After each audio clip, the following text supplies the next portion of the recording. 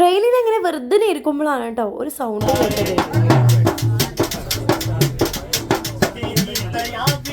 ആളെങ്ങനെ വെറുതെ കൊട്ടണമെന്നല്ല, കേൾക്കാൻ നല്ല രസമുണ്ടായിരുന്നു. കുറച്ചേരം ആ ചെങ്ങായിന്റെ കൊട്ടും കേട്ട് നിന്നിട്ട് പോയിക്കൊണ്ടിരിക്കണേന്റെ ഇടയിൽ ഞാൻ ഒരു ചായ വാങ്ങി കുടിച്ചിട്ടുണ്ടായിരുന്നു. ചായ ക്ലാസിന്റെ വലിപ്പം കണ്ടില്ല ഞങ്ങള്, ഒരൊറ്റ വായക്കുള്ളൂ. ചായക്കാണെങ്കിൽ ഒരു ഇഞ്ചി ചോയൊക്കെ ഉണ്ട് കേട്ടോ. ബാബുവിനാണെങ്കിൽ ഇരുന്നിരുന്ന് മൂന്നിന് തമ്പ് പൊട്ടിട്ടാ നിന്നിട്ട് കുറെ നേരമായി നിക്കൽ തുടങ്ങിയിട്ട്. അങ്ങനെ ഇരുന്ന് നമ്മള് ലഞ്ചിന്റെ ടൈമായി പുറത്തുനിന്നായിരുന്നു ഓർഡർ ചെയ്തിട്ടുണ്ടായിരുന്നത്. അന്നത്തെ ആ സെയിം ബിരിയാണി തന്നെ അതിന്റെ സ്റ്റേഷൻ എത്തിയപ്പോ ഞങ്ങൾ എല്ലാവരും ഒന്ന് പുറത്തേക്ക് ഇറങ്ങിയിട്ടുണ്ടായിരുന്നു. ബാബുവിന്റെ കൂടെ നിന്ന് ഒരു വീഡിയോ എടുക്കാന്ന് പറഞ്ഞ് ചെന്നപ്പോ ആരോ വഴി ഒഴിച്ചു വന്ന് ആ ഒരു പരിപാടി അവിടെ ഫ്ലോപ്പ്. പിന്നെ വേഴുക എന്നെ നമ്മളെ ബിരിയാണി നമ്മളെ കൈ കിട്ടിയിട്ടുണ്ടായിരുന്നു. എല്ലാവരും കൈ വെക്കാൻ പോയ ഗ്യാപ്പിൽ ഞാനൊക്കെ ഒന്ന് എടുത്ത് അറേഞ്ച് ചെയ്ത് വെക്കണ കാഴ്ച ഞങ്ങൾ കാണുന്നത്. പ്ലേറ്റ്, പപ്പടം, അതുപോലെ തന്നെ അതിന് വേണ്ട എല്ലാ സാധനങ്ങളും അതിലുണ്ടായിരുന്നു. ഇമ്മ സാധാ ചോറും ബാക്കിയുള്ള എല്ലാവരും ബിരിയാണിയായിരുന്നു ഓർഡർ ചെയ്തിട്ടുണ്ടായിരുന്നത്. ഈ ഒരു ചോറ് തിന്നുമ്പോൾ ഞങ്ങൾ ആരും വിചാരിച്ചിട്ടുണ്ടായിരുന്നില്ല അന്ന് രാത്രി മൊത്തം പട്ടിണി ഇരിക്കേണ്ടി വരും എന്നുള്ളത്. പിന്നെ വൈകുന്നേരം ഒരു 5 മണി ടൈം ആയപ്പോൾ ഞങ്ങളൊരു നൂഡിൽസ് ഒക്കെ ഓർഡർ ചെയ്തിട്ടുണ്ടായിരുന്നു. 10 പൈസക്ക് ഇല്ലേന്നു കേട്ടോ. ഞാനാണ് നിർബന്ധിച്ചത്, അതുകൊണ്ട് ബാക്കിയുള്ളവരൊക്കെ ഇതിന്റെ തലയിലാക്കി. ഞങ്ങൾ പോണ ട്രെയിൻ ആണെങ്കിൽ ഇടക്കിടക്കിടക്ക് എവിടെയെങ്കിലും കണ്ടുപിടിച്ചിടും കേട്ടോ.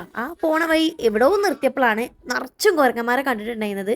ഞാനൊന്ന് മുഖം കഴുകാന്ന് വിചാരിച്ച് പുറത്തിറങ്ങിയതാണ് കേട്ടോ. അപ്പോഴാണ് കാണുന്നത്. അപ്പൊ സിനുവും ഷാനും ഒക്കെ പിന്നാലെ വന്നിട്ടുണ്ടായിരുന്നു. ഞങ്ങളെ ട്രെയിൻ ആണെങ്കിൽ എത്തേണ്ട സ്ഥലത്ത് നിന്ന് 2 മണിക്കൂർ ലേറ്റ് ചെയ്യുന്നു കേട്ടോ. പിന്നെ ഗോവ എത്താൻ നേരമായപ്പോ വേറെ ഏതോ സ്ഥലത്ത് പിന്നെയും പിടിച്ചിട്ടുണ്ടായിരുന്നു.